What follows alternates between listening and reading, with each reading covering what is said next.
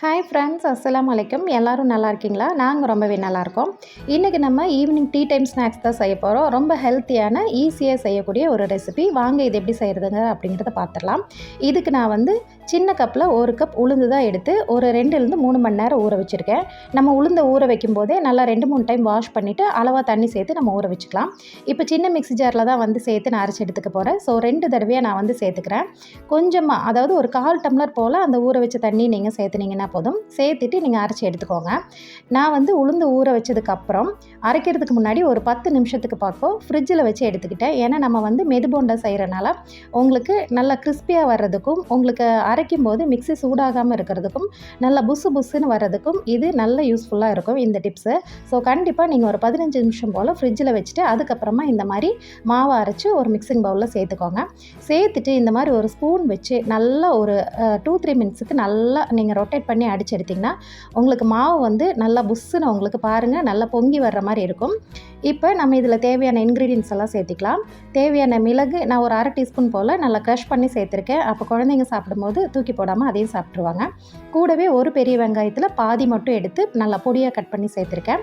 கூடவே ஒரு பச்சை மிளகாய் காரத்துக்கு பொடியாக கட் பண்ண கொஞ்சம் போல் கருவேப்பிலை எல்லாத்தையும் சேர்த்துருக்கேன். இது கூட தேவையான அளவு உப்பும் சேர்த்து நல்லா பீட் பண்ணிக்கோங்க. நீங்கள் பார்த்தாலே உங்களுக்கு தெரியும் நீங்கள் எந்த அளவுக்கு பீட் பண்ணுறீங்களோ, பீட் பண்ணும்போது உங்களுக்கு நல்லா மாவு உங்களுக்கு நல்லா பொங்கி வரும். உங்களுக்கு சுடும்போதுமே உங்களுக்கு நல்லா கிறிஸ்பியாக வரும். இப்போ கொஞ்சம் கிறிஸ்பினஸ் அதிகப்படுத்துறதுக்காக நான் ஒரு டீஸ்பூன் போல் பச்சரிசி மாவு சேர்த்துருக்கேன். கூடவே நல்லா ஃப்ரெஷ்ஷான கருவேப்பிலை எல்லாத்தையுமே சேர்த்துட்டு நல்லா இந்த அளவுக்கு நம்ம மாவை மிக்ஸ் பண்ணி ரெடி பண்ணி வச்சிடலாம். அவ்வளோதான். இப்போ நம்ம ஆயில் ஹீட் பண்ணிவிட்டு நம்ம சுட ஆரம்பிச்சிடலாம். ஆயிலை நல்லா ஹீட் பண்ணிக்கோங்க ஃபஸ்ட்டு. அதுக்கப்புறமா மீடியம் ஃப்ளேமில் வச்சுக்கோங்க. வச்சுட்டு ஸ்பூனோ இல்லை கரண்டியோ இல்லை உங்களுக்கு கை யூஸ் பண்ணி பழக்கம் இருக்குன்னா அதுவே யூஸ் பண்ணி நீங்கள் போட்டுக்கலாம். நார்மலாக உளுந்து வடை போடுற மாதிரி அந்த மாதிரி போடாமல் இந்த மாதிரி போட்டிங்கன்னா ரொம்ப ஈஸியாகவும் நமக்கு வேலை சட்டுன்னு முடிஞ்சிடும். நல்லா கிறிஸ்பியாகவும் இருக்கும்.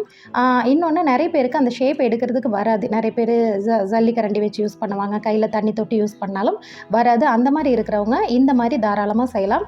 உங்களுக்கு நல்லா சூப்பராக வரும். பாருங்கள், இந்த அளவுக்கு நல்லா கலர் சேஞ்ச் ஆகி அந்த பபிள்ஸ் எல்லாம் அடங்கினதுக்கப்புறம் நீங்கள் வெளியில் எடுத்துடலாம். இதே மாதிரி எல்லா மாவையுமே போட்டு எடுத்துக்கோங்க.